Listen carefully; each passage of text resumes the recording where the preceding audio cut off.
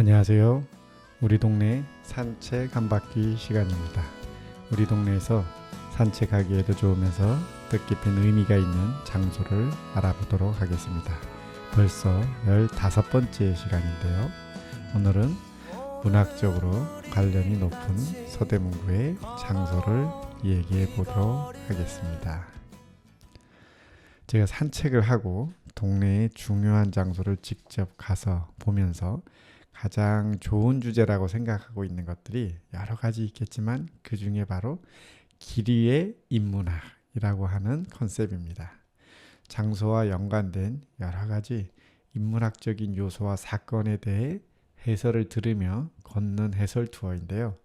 그중 가장 좋은 주제가 문학적 작품, 문학 작품 속의 장소를 직접 가보는 것입니다.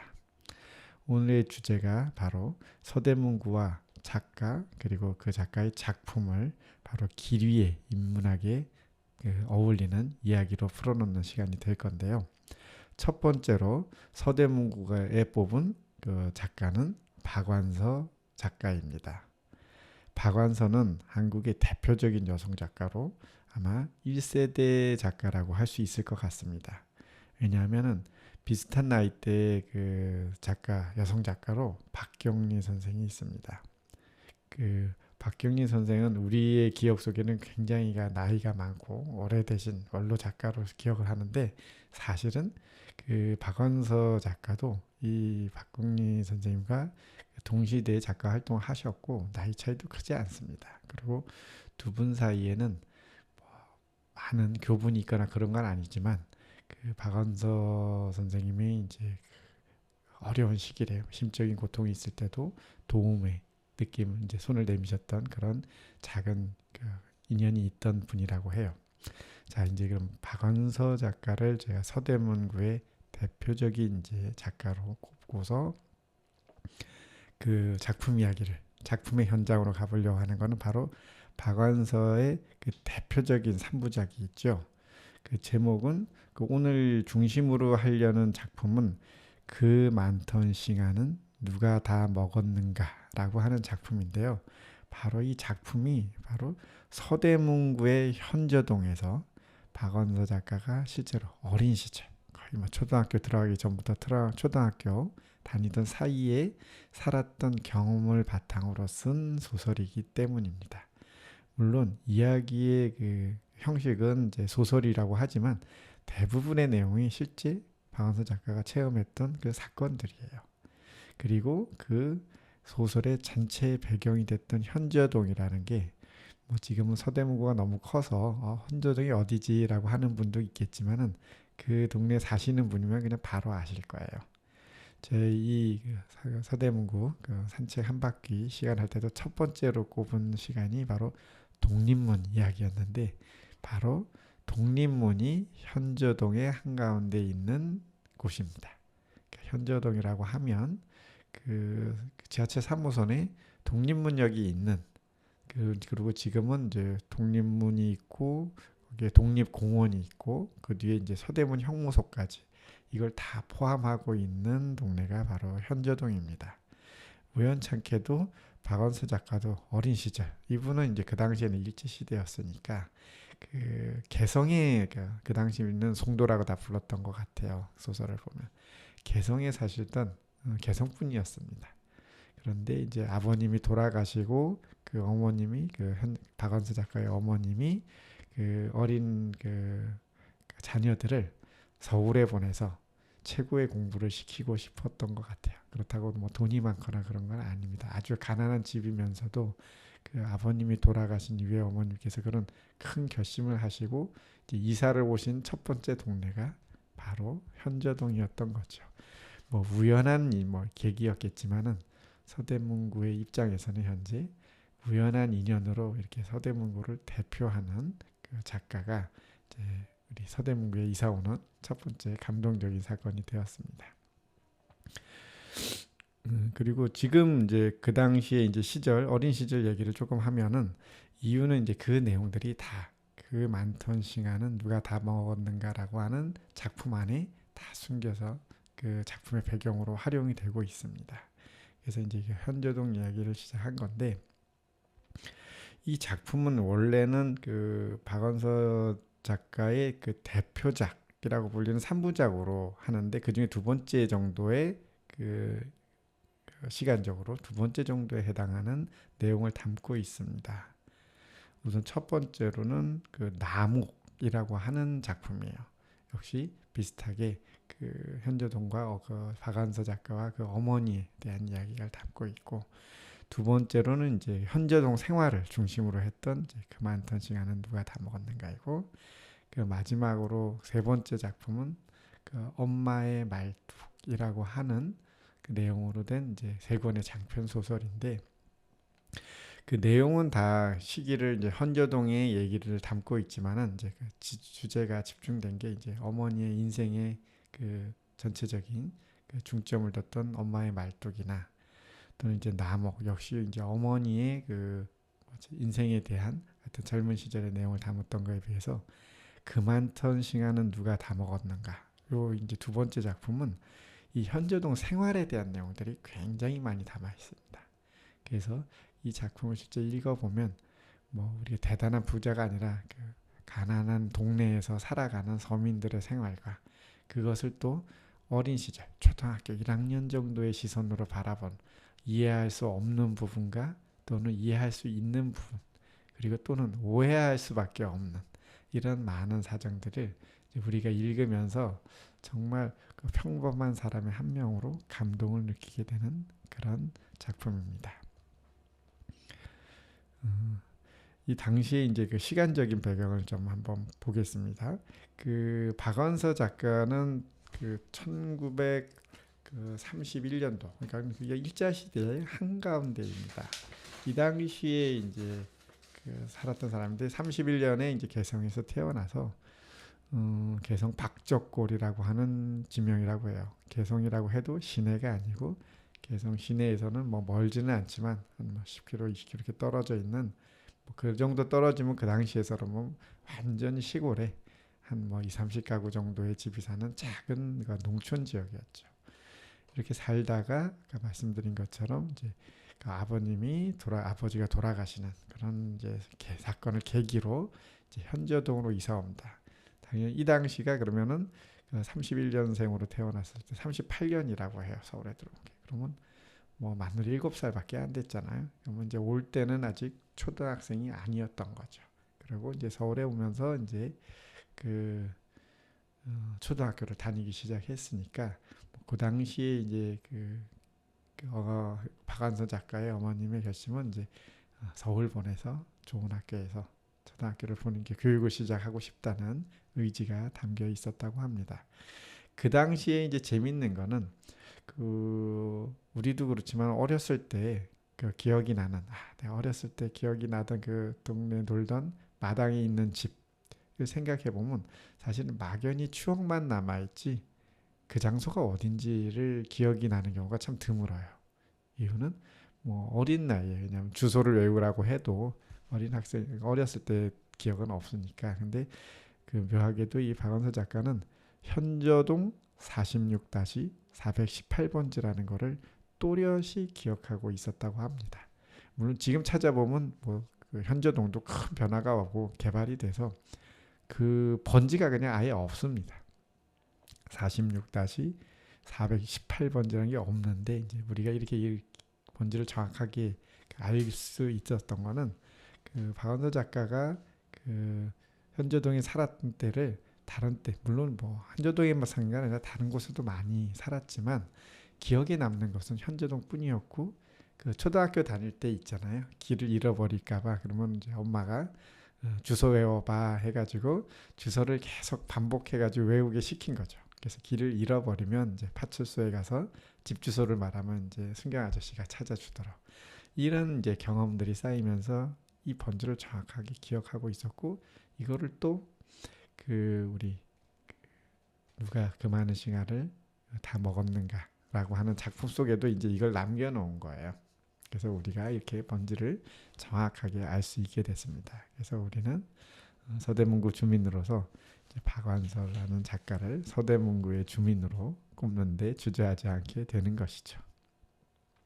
이런 이제 여러 가지 의미가 있었는데 그 이제 흥미를 위해서 제가 이런 이제 내용들을 드리면서 그럼 거기가 어딘가 독립문도 구경하고 이왕이면은 박원서 작가가 서울에 이사 왔을 때 살았던 현저동이라는 그 현저동 46-418번지를 한번 뭐 가보는 것, 그런 것들이 이제 기리의 인문학에서 추구하는 작품과 작품이 배경이 된 현장을 가보는 그런 뭐 방법이거든요.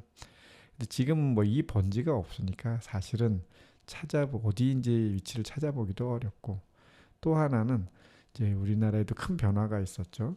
그 현저동이 이 번지를 찾아보면은 지금 현저동은 이제 그 독립문 공원 있는 쪽 안산 쪽 방향 도로면 도로 우리 통일로죠. 통일로를 기준으로 이제 독립문 공원 서대문 형리소는 안산 쪽 방향을 현저동이라고 하거든요. 안산 쪽 자락을.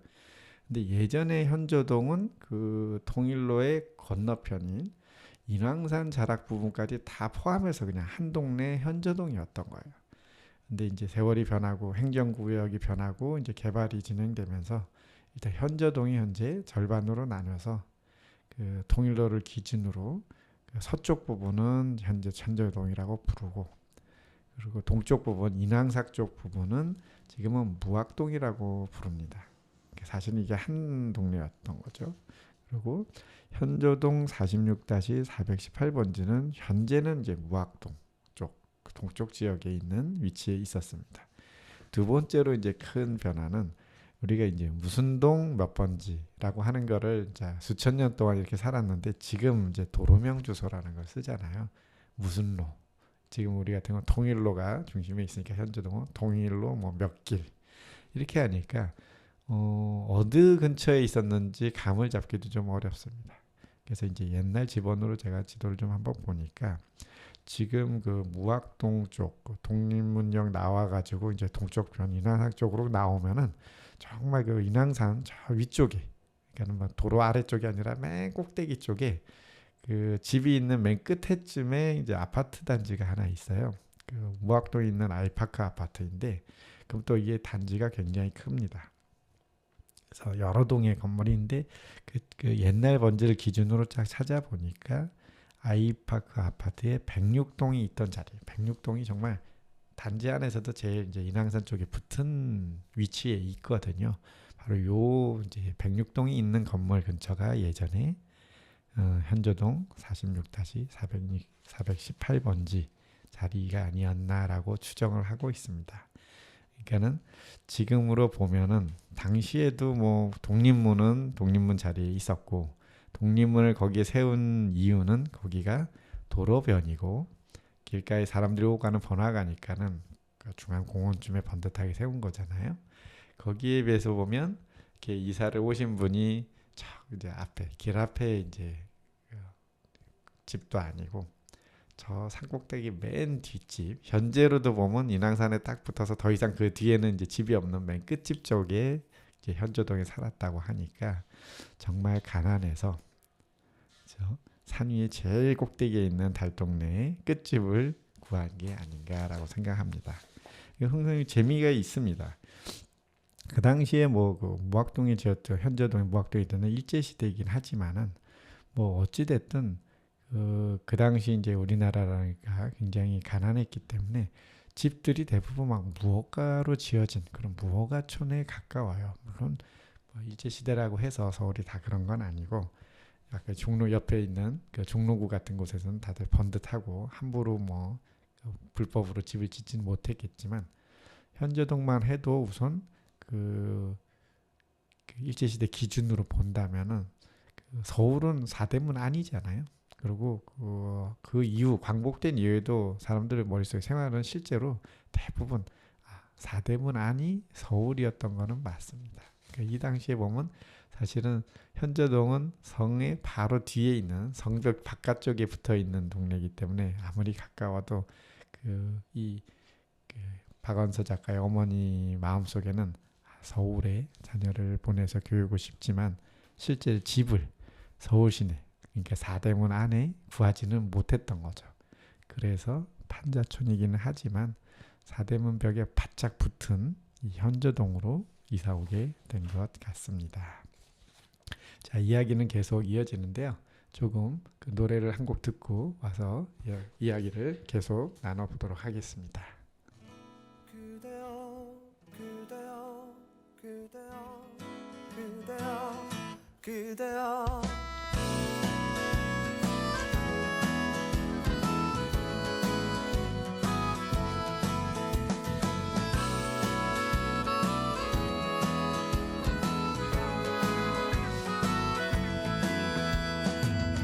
오늘은 우리 같이 걸어요 이 거리를 밤에 들려오는 자작 노래 어떤가요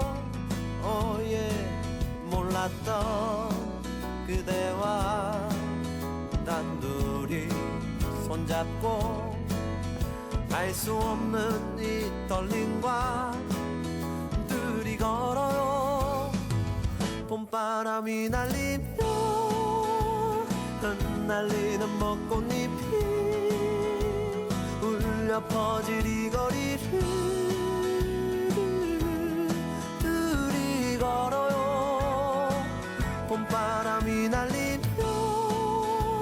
흩날리는 벚꽃잎이 울려 퍼질 이 거리를 둘이 걸어요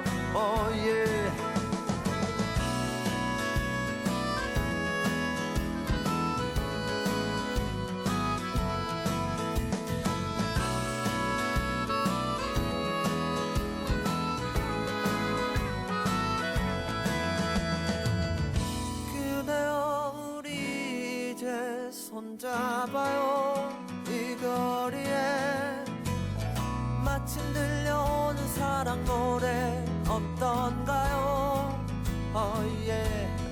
사랑하는 그대와 단둘이 손잡고 알 수 없는 이 거리를 둘이 걸어요 봄바람이 날리며 흩날리는 벚꽃잎이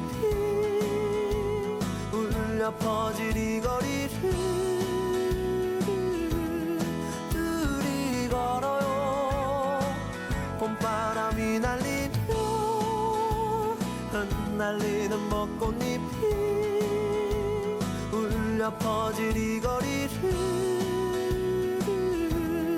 둘이 걸어요 바람 불면 울렁이는 기분 탓에 나도 모르게 바람 불면 저편에서 그대여 네 모습이 자꾸 겹쳐 또 울렁이는 기분 탓에 나도 모르게 바람 불면 저편에서 그대여 네 모습이 자꾸 겹쳐 사랑하는 연인들이 많군요 알 수 없는 친구들이 많아요 흩날리는 벚꽃잎이 많군요 좋아요 봄바람이 날리며 흩날리는 벚꽃잎이 울려 퍼질 이 거리를 둘이 걸어요 봄바람이 날리며 흩날리는 벚꽃잎이 울려 퍼질 이 거리를 둘이 걸어요 그대여 그대여 그대여 그대여 그대여 네, 계속해서 그 이야기를 이어가 보겠습니다. 이제 처음 이제 현재동 얘기를 하고 그 박완서 작가가 그 일제 시대에 그 서울에 상경을 해서 이제 현재동에 이사 온 이야기까지 했습니다. 이후에는 이제 현재동에서 박완서 작가는 서대문구 현재동에 10년을 살게 돼요. 근데 이제 처음에 현재동에 이사 왔을 때는 그 판자촌에 이사 왔는데도 그 판자촌마저도 이제 이사 이제 그 자가가 아니고 뭐 판자촌을 무허가 집의 자가라고 할 수 있을까 모르겠습니다만 자가 아니고 그것도 새방을 살았다고 해요. 그러면서 화장실 한번 가는 것도 주인집 눈치를 보면서 가는 뭐 이런 스토리들이 진행을 합니다. 그것이 이제 뭐 힘들다, 어렵다, 고생이다가 아니라 그 초등학교도 들어가지 않은 어린 여자 아이의 눈에 이해할 수 없는 상황이지만 또 이제 엄마의 반복적인 주입식 교육으로 하루에 한 번 화장실을 눈치를 보면서 쓰는 그런 이야기들이 진행이 됩니다. 그리고 이제 그 현저동에서는 거기서 이제 살면서 결국은 그 현저동에 10년을 사는데 이제 어머니가 드디어 현저동에 있는 그 무허가 주택이지만 그 판자촌 하나를 실제 사서 자가를 구하는 내용이 나옵니다. 그 부분이 아마 그 집이 가장 기억이 남았던 초등학교 다닐 때 그 주소를 이제 외우게 했던 그 집이었던 것 같아요. 근데 재밌는 거는 작품 속에서 그 집을 그 개불마당집이라고 표현을 해요. 자기 집을. 물론 뭐 그게 번지도 아니고 굉장히 이제 호화로운 집에 이름을 붙이듯이 뭐 그런 건 아니다. 그냥 뭐 식구들끼리 부르는 거죠. 근데 그 이름을 괴불마당집이라고 이제 불렀다고 해요. 이유는 뭐 집이라는 게 뭐 번듯하게 지어진 게 아니다 보니까 이제 그 집 땅도 삐뚤삐뚤하고 네모 반듯하지 않고 집도 뭐 또 마찬가지로 그랬겠죠. 그러다 보니까 이 괴불마당집이라는 게 그 괴불이 이제 네모나지 않고 삐뚤어진 그 삼각형 세모를 말하는 거예요. 그러니까 마당이 뭐 당연히 그 시골 같으면은 뭐 네모나게 만들었을 텐데 울타리를 쳐서 여기 뭐 서울이고 판자촌이고 무허가 집이고 하다 보니까 그냥 있는 땅의 모양에 맞춰서 집을 짓다 보니 마당이 이제 네모나지 않고 세모냈던 거예요. 그래서 이제 괴불마당집이라고 지었다, 이제 불렀다는 그런 내용들을 이제 책 안에 작품 내용 속에 담아 있는데 저는 이제 이 이름을 듣고 우선 괴불이 뭔가 뭐 전혀 쓰는 단어가 아니잖아요. 그래서 괴불 마당집은 괴불 모양인데 이제 나중에 해설을 듣고 그건 뭐 세모난 모양이라고 이제 알게 되긴 했지만 괴불이라고 하는 단어 자체가 너무 생소했어요. 그 당시에는 그 말 썼다는 건 뭐 흔하게 쓰는 말이었던 거죠. 그래서 괴불이 뭘까? 뭐 괴상한 모양인가? 또는 이제 뭐 그 절에 가면 이제 괴불 하듯이 이제 뭐 그 부처님 형 그 그림을 그 걸어놓는 형태의 뭐 족자 같은 걸 말하는 거인데 그런 거는 전혀 아니고 그 한복을 입을 때 보면은 여성 놀이개 중에 괴불 놀이개라는 게 있대요. 뭐 특별한 건 아닙니다. 여러 가지 이제 한복에 다는 놀이개가 이제 색실을 이용해서 여러 가지 문양을 꼬불꼬불하게 동그랗게 뭐 문양을 만드는데 그 중에 뭐 그 색동 헝겊과 이제 바느질을 이용해서 그 세모 모양으로 세모 삼각형 모양을 여러 개의 색색정으로 달아가지고 끈으로 매달아서 놓은 거를 이제 놀이개를 괴불 놀이개라고 부른대요. 그러니까 그 당시의 용어에는 그런 세모 모양을 괴불 모양, 괴불이라고 부르는 게 이제 일반적인 단어였는데 지금은 그게 이제 사장이 돼서 뭐 우리 생활에서 전혀 쓰질 않으니까 저 같은 경우에도 괴불이 뭐지라고 이해를 못했던 거죠. 어쨌든 그 괴불마당집이라는 거는 마당이 네모나지 못하고 이제 세모나게 실제 뭐 또 세모도 반듯했겠습니까? 이렇게 찌그러진 모양의 마당이 있었던 집이다라고 불렀던 것 같습니다.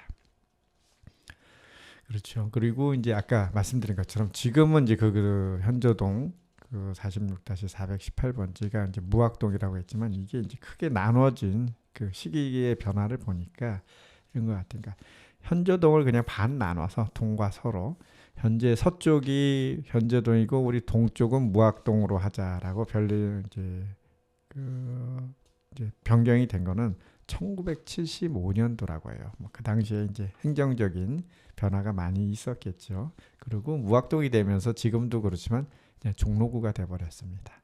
서대문구 안에 있었던 것인데 이제 종로구가 된 것도 좀 아쉬운 점이 있고 또 현저동이 그냥 반으로 나눠서 변했다는 것도 큰 변화가 있네요. 또 하나는 어찌됐든 현저동이 크게 무학동과 현저동을 다 합치는 현재 크기, 현재 현저동이 한 2배쯤 되는 크기라고 했는데 그거를 기준이 됐던 가르는 가운데 도로 그러니까 지금은 통일로죠.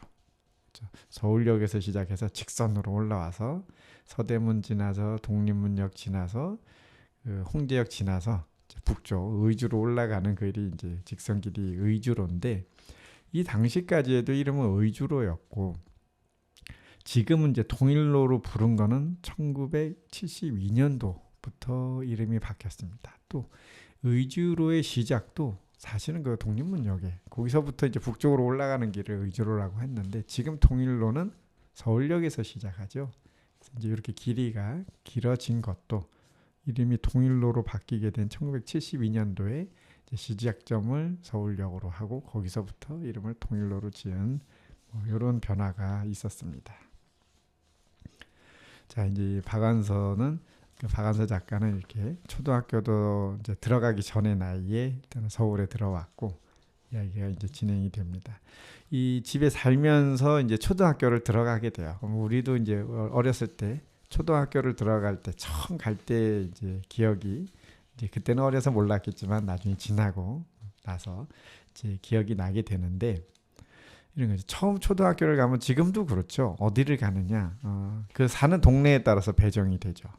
근데 아까 박완서 작가의 어머니는 서울에 보내서 서울에서 교육을 싶다는 자식을 그 서울에서 교육을 시키고 싶다는 그 하나로 이제 서울에 올라온 건데 고향을 떠나서 뭐 가난하기 때문에 서울 시내에 살지는 못하고 그나마 제일 구한 게 이제 서대문 성벽 밖 바로 성벽에 붙은 바깥쪽에 이제 집을 구한 겁니다. 그러면은 이제 뭐 서울 시내에 있는 성벽 너머에 학교를 가기만 하면은 이제 뭐 그 당시에는 좀 거리는 좀 멀더라도 걸어갈 수 있잖아요. 근데 이제 그게 안 되는 거죠. 왜?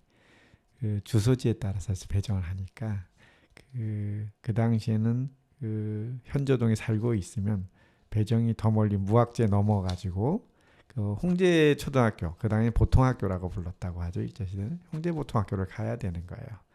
근데 그 자녀를 서울에 그 교육시키고 싶다는 그것 때문에 왔는데 그럴 수는 없잖아요. 사실 그게 큰 차이는 아닐 수는 있지만 그 박완서 작가의 어머니 마음에는 그거는 이제 인정할 수 없는 사건입니다. 그래서 결국은 그 바로 그 지금은 어떻게 되나요? 경복궁역 지나가지고 그 사직공원, 사직단이 있는 그 사직단이 있는 곳을 이제 뒤에 바로 매동 초등학교라고 있거든. 지금은 그 당시에는 매동 보통학교겠죠. 이 매동이라는 데가 동네도 오래되고 그렇죠. 그리고 사대문안 그다음에 경복궁을 기준으로 본다면 그 당시에는 그 한양에서도 유서가 깊은 동네이기 때문에 여기에를 이제 제일 가까운 데를 보내고 싶었던 거예요. 그래서 현저동에는 안 되니까 이제 위장 전입을 하게 됩니다.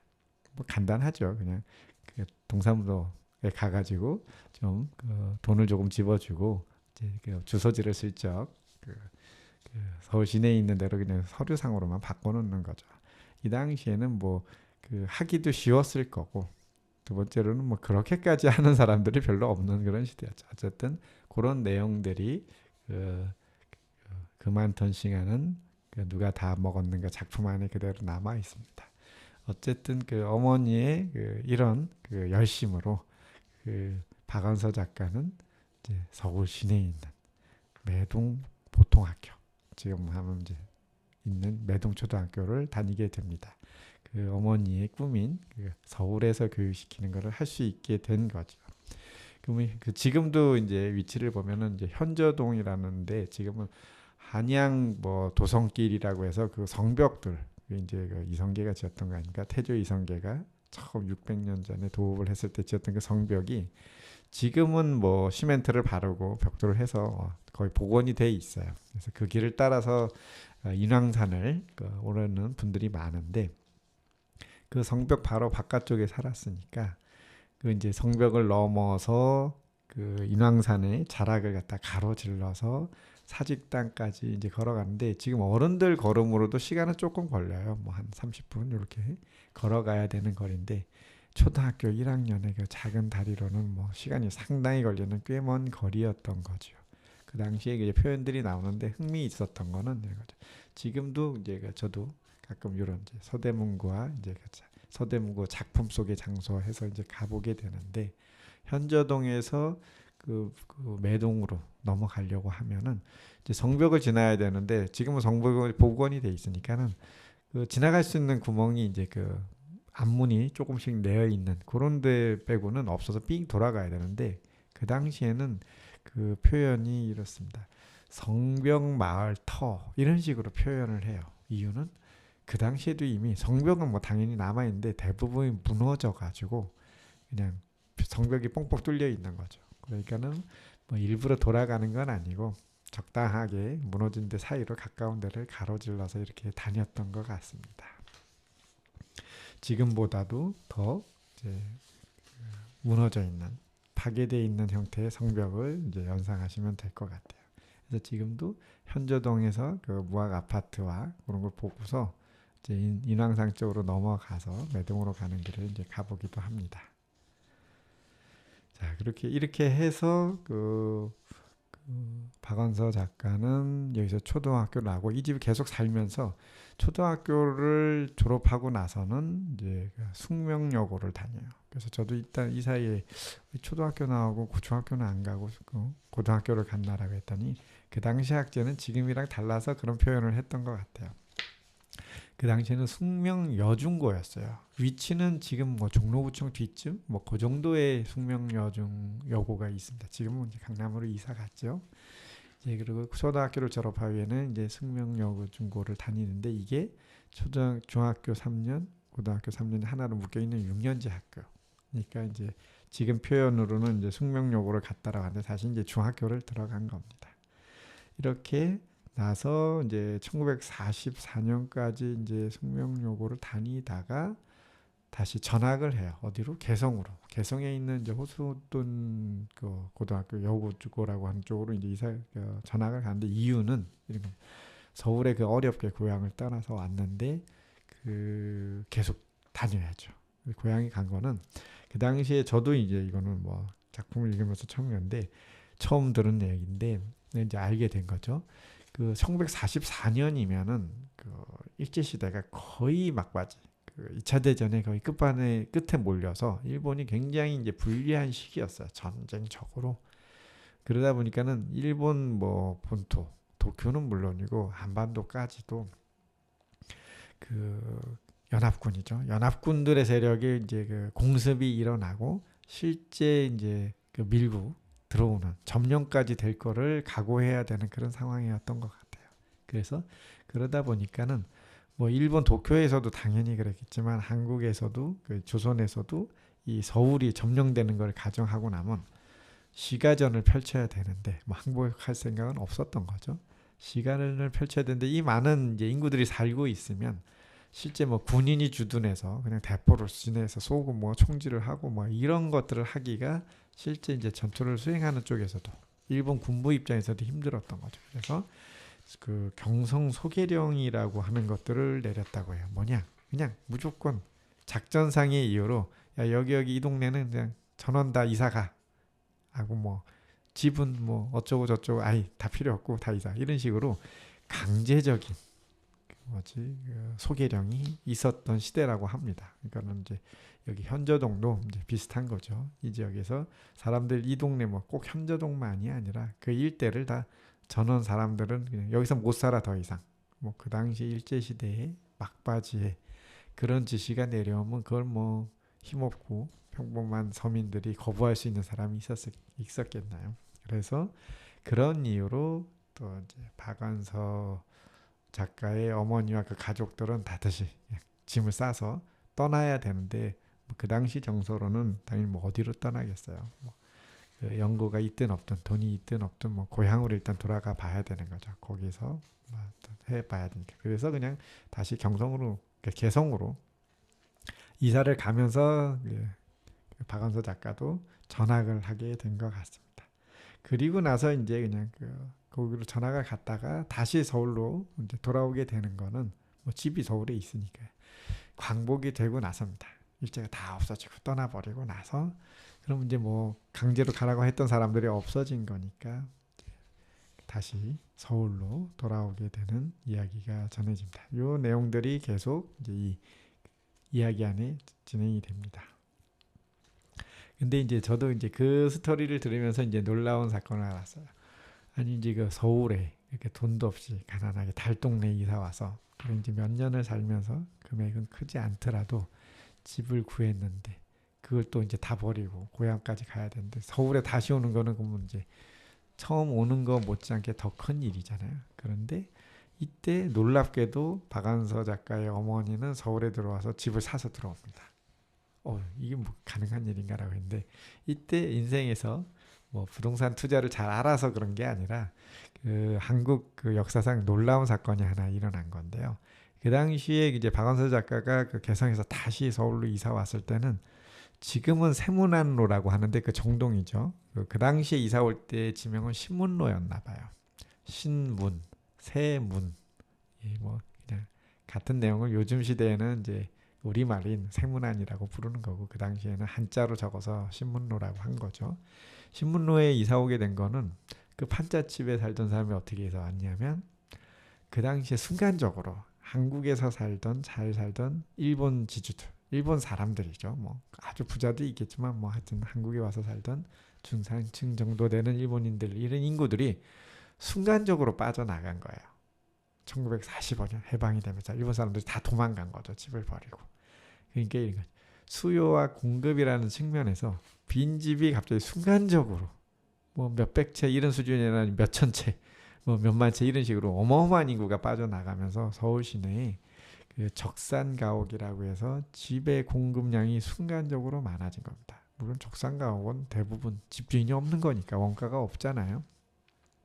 헐값으로 다 팔렸는데 대부분 뭐 돈이 있고 한 사람들이 이제 먼저 다 좋은 건 선점했죠. 근데 그래도 아주 작은 것들 이제 그런 것들은 굉장히 저렴한 가격에 집을 살 수 있었던 어쨌든 얼마 안 되는 시기에 짧은 시기에 뭐 그런 시대였던 것 같습니다. 어쨌든 박완서 작가는 요 때를 계기로 그냥 그 시내에 있는 이번엔 진짜 신문로면은 그 박완서 작가의 어머니가 서울에서 교육을 싶었지만 서울에는 들어가 살지 못했던 그런 한을 풀듯이 서울 사대문 안에 들어와서 사는 계기가 되었다고 합니다.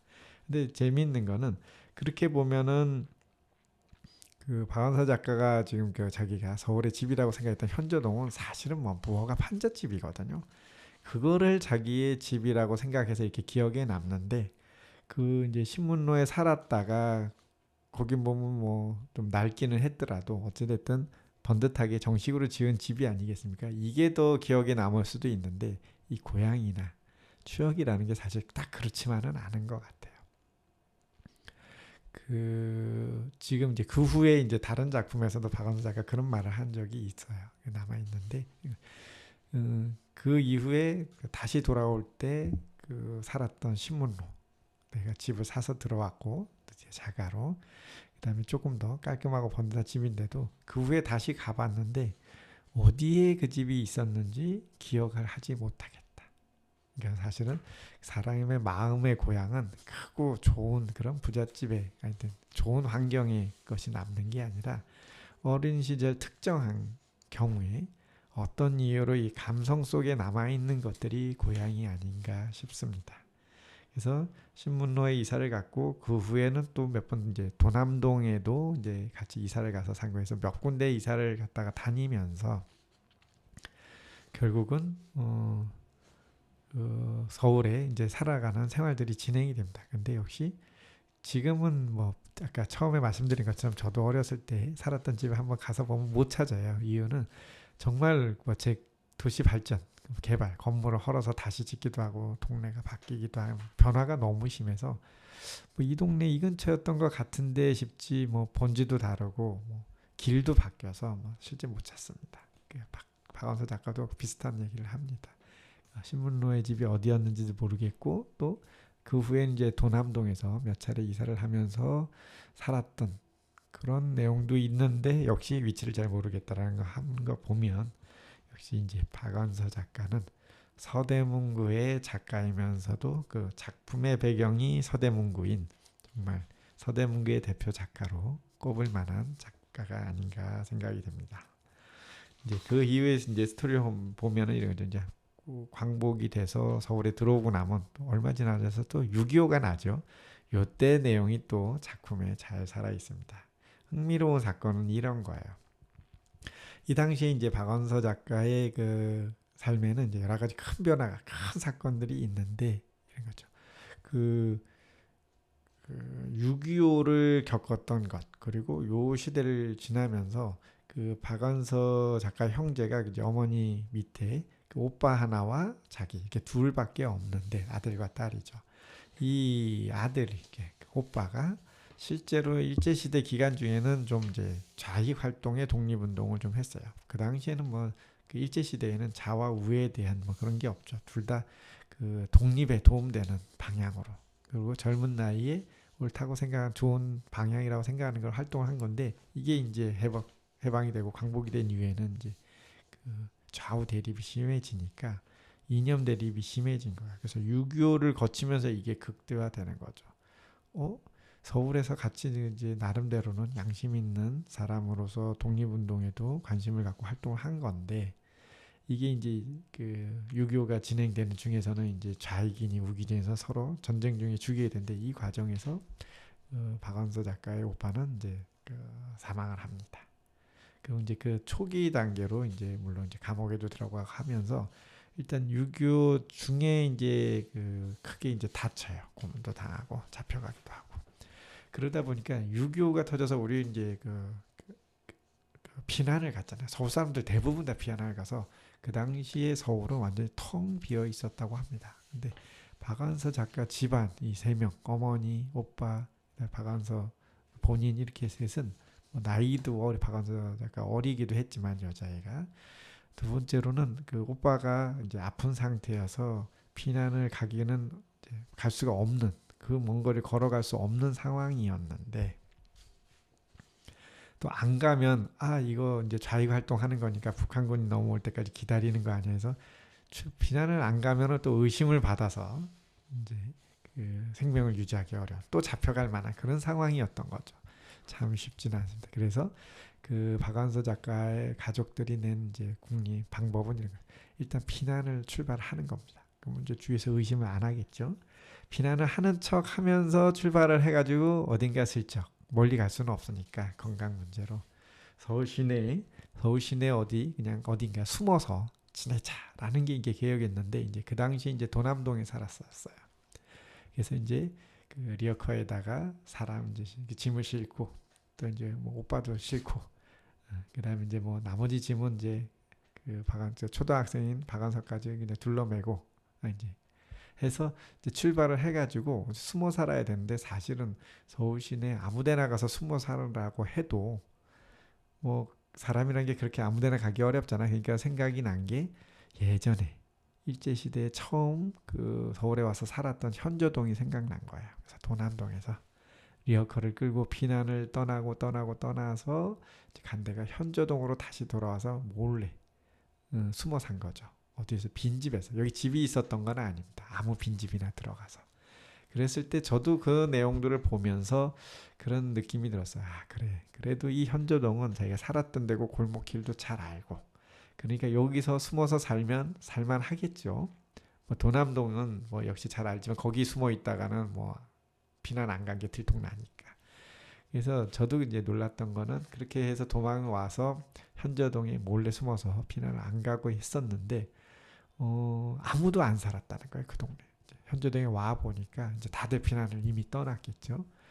동네 전체가, 뭐 이 동네만 그런 건 아니죠. 그 옆 동네도 뭐 서울 전체가 텅 비어 있는데, 그 사람이 없는 척하면서 그 서울에 숨어 살았고, 오히려 이럴 때 보면 부모님들 입장에서는 이제 가슴이 조마조마하고 불안할 텐데, 이제 어린 나이에 있는 애들은 이 조용한 동네가 어떤 묘한 분위기를 남기지 않았나라는 생각이 듭니다. 자, 이렇게 해서 이제 박원서 작가의 현저동 시대에 대한 이야기를 좀 많이 나눴고요. 계속 이야기는 이어집니다. 조금 더 노래 듣고 와서 다음 이야기를 이어가도록 하겠습니다.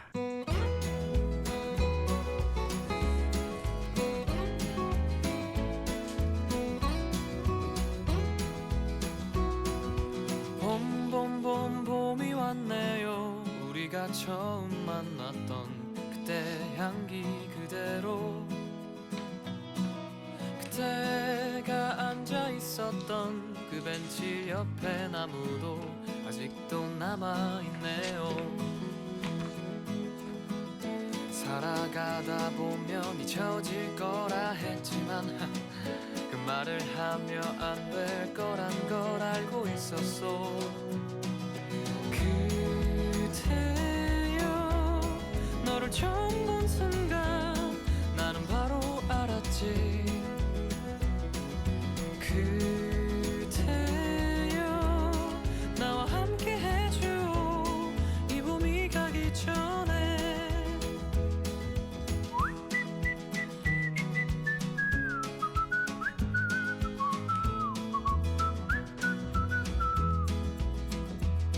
다시 봄이 왔네요. 그대 없었던 내 가슴 시렸던 겨울을 지나 또 벚꽃잎이 피어나듯이 다시 이 벤치에 앉아 추억을 그려보네요. 사랑하다 보면 무뎌질 때도 있지만 그 시간마저 사랑이란 걸 이제 알았어. 그대여 너를 처음 본 순간 나는 바로 알았지. 그대여 나와 함께 해줘 이 봄이 가기 전에. 우리 그만 참아요. 이제 더 이상은 망설이지 마요. 아팠던 날들은 이제 뒤로 하고 말할 거예요.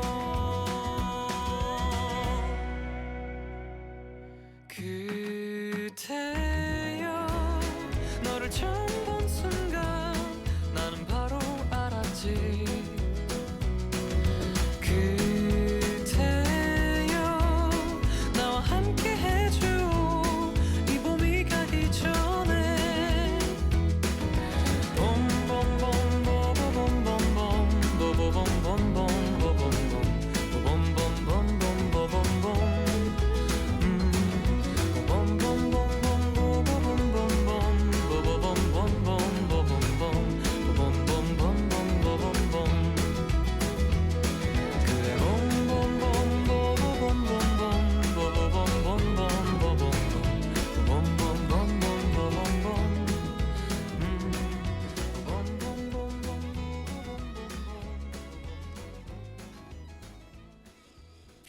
자, 계속 이야기를 이어나가겠습니다. 이제 박완서 작가의 현조동 시절에 대한 내용이는 이제 그 박완서 작가의 3부작 나목, 그만턴 싱하는 누가 다 먹었는가, 그리고 마지막 엄마의 말도 이렇게 이어지는데, 오늘의 주 내용의 대상이 된 거는 이제 두 번째 작품 그만턴 싱하는 누가 다 먹었는가라는 작품이에요. 여기에 이제 현재동 시절에 대한 내용들이 이제 가장 많이 담겨 있어서 이 내용을 중심으로 했는데, 이 작품에서 이제 재미있는 거는 이런 거죠. 아까 괴불마당집 할 때 괴불이라는 게 너무 어색한 그 단어였다라고 하는 것처럼, 제목에 있는 이 싱하, 그만턴 싱하는 누가 다 먹었는가, 이 싱하라는 게 거기 표현하는 거는 이런 거죠. 그 제목에서 알도 있듯이 그 어린 시절에 그 박완서 작가가 느꼈던 그 싱하가 다 어디, 근데 누가 먹었는가 한 건 싱하가 없다는 뜻이죠. 그러니까 이런 거예요. 그러니까 거기에 표현은 이렇습니다.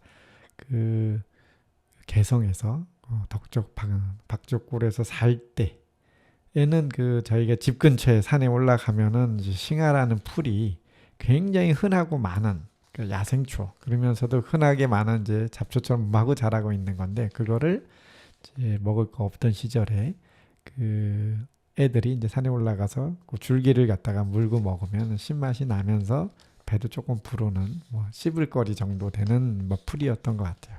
물론 이제 한국의 그 다양한 나물을 보면 집에서 그거를 가져다 뭐 삶아서 나물로 먹기도 했겠죠. 그런데 이거를 현조동에 와서 이제 뭐 아무래도 고향을 떠나서 친구도 없고 하다 보니까는 이제 산 속에서 그런 이제 산을 넘어가는 길에 그 싱아라는 걸 하나 뜯어서 먹고 싶었는데 그게 그냥 뭐 하나도 안 보였다라는 뜻으로 지은 제목이거든요. 이 싱아라는 풀이 뭐냐라는 겁니다. 그 당시에 이제 박언서 작가의 기억에 따르면 시골에서는 많이 보던 건데 서울에 왔더니 서울에 있는 산에서는 그냥 하나도 안 보였다. 지금 뭐 우리 산에도 보면 제가 우리도 이제 야생초를 보면 예전보다 뭐 풀의 종류가 많이 줄어든 것도 있지만 멸종을 해서 싱아라는 풀이 뭐 서울에도 그렇게 잘 보이는 거는 아니에요. 특히 서대문구 또 현저동도. 그래서 싱아는 뭐 어떻게 이제 풀이라는 게 그 설명하기가 참 어렵습니다. 사진을 하나 보여드리는 방법밖에 없을 건데 이제 검색을 해서 사진을 한번 보시면은 뭐 금방 이해가 가시겠지만은 너무 평범해서 설명이 좀 어렵습니다. 그냥 뭐 우리가 보듯이 마디가 좀 있는 그래도 좀 줄기가 그 강아지 풀처럼 가나다란 게 아니라 좀 통통하게 굵은 저는 뭐 그 풀 사진을 보면서 그래 약간 뭐 시금치 줄기처럼 약간 좀 통통하네 뭐 이런 느낌이 들었거든요. 아무래도 그런 게 있어야 씹을만 하지 강아지 풀을 씹을 수는 없잖아요. 그런 종류의 풀이었던 것 같습니다. 그리고 꽃도 보면은 뭐 하얀색으로 아주 작은 꽃이 뭉쳐서 뭐 많이 피는데 뭐 그거를 뭐 사람 눈길을 끌 만큼 뭐 크거나 예쁘거나 어떤 특정한 모양이 나는 그런 게 아닌 너무 평범한 들꽃의 야생초의 잡초 같은 그런 풀이 이제 싱아인 것 같아요. 지금 뭐 잘 보이지도 않고 또 그 당시에 싱아라는 것도 지금 뭐 시장에 가면 뭐 야채를 팔잖아요. 채소를 뭐 시금치도 팔고 양념 상추도 팔고 뭐 이런 식의 뭐 그런 정도도 그 당시에도 안 되던 정말 그냥 야생풀의 잡초였던 거죠. 그런 이름을 이제 책 제목으로 한 거는 뭐 어찌됐든 이 가치나 이런 걸 떠나서 자기 생활에서 어떤 우연한 계기로 자기의 뇌리에 박힌 어떤 기억들이 고향에 대한 기억으로 남는 그런 제목이 아닌가 생각합니다. 요즘에도 우리 주위에 많이 보이면은 좀 비유를 해드리면 좋을 텐데 뭐 크게 많이 보이지는 않고 뭐 그렇다고 해서 뭐 멸종돼서 사라진 희귀한 뭐 그런 식물은 아닙니다. 뭐 어디 전국에 가다 보면은 뭐 중간중간 보일 만한 그런 풀입니다. 또 하나는 이 작품을 그래서 이렇게 읽으면서 저 현장도 가보기도 하고 또 오히려 이제 저는 이제 2부를 읽고 이제 이 현장을 가보긴 했는데 앞에 1부와 3부 남옥과 엄마의 말뚝이라는 것도 사실 배경은 조금 더 폭이 넓지만은 그 장소적인 것보다는 이제 여러 가지 사건들 중심으로 한 거라서 그 작품들도 충분히 또 읽어보고 싶은 그런 흥미가 더 생기더라고요. 그런 부분도 좀 좋았던 것 같습니다.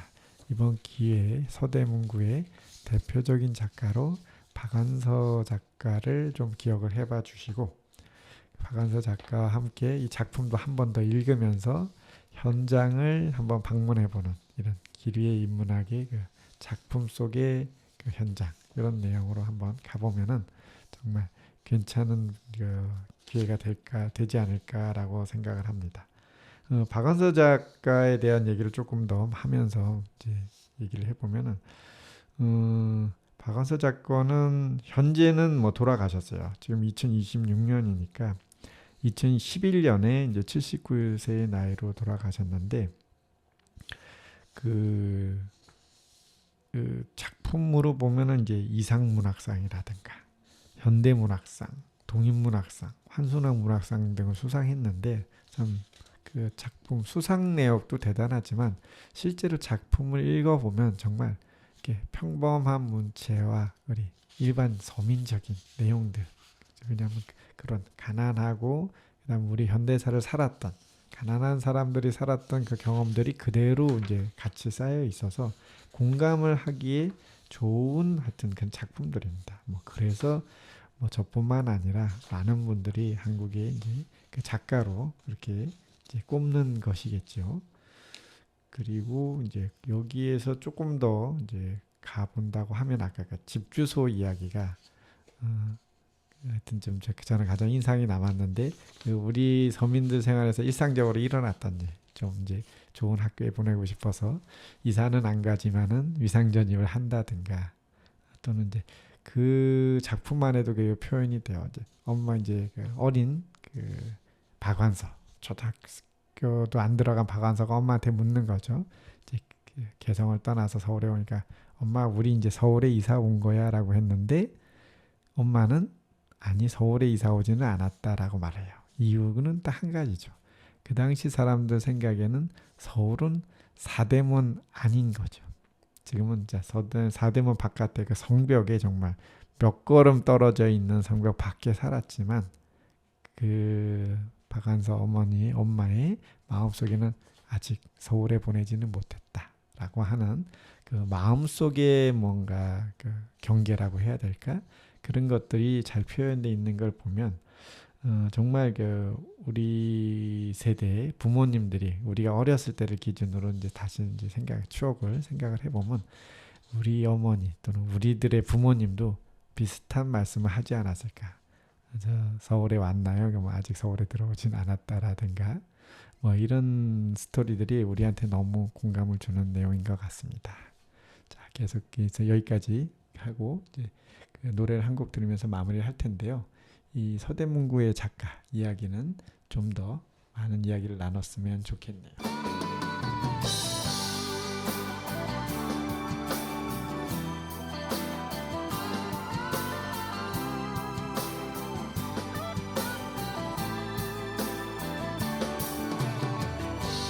나에게 난 해질 연거울처럼